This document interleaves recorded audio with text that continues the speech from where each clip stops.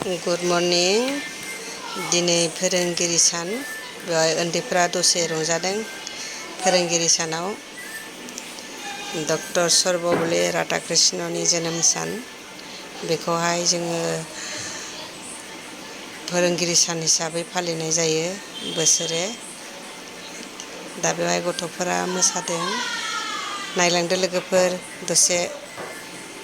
उन्दैफोरनि मोसानायखौ मोजां मोनोबा लाइक कमेन्ट हरदो लोगोफोर।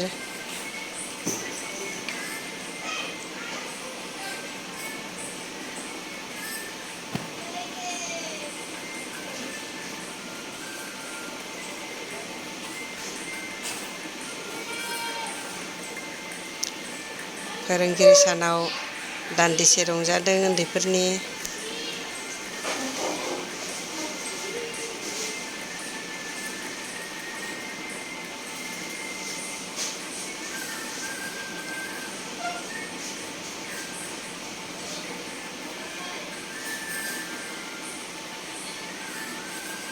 मोजां मोनोबा लाइक कमेन्ट होदो लोगोफोर।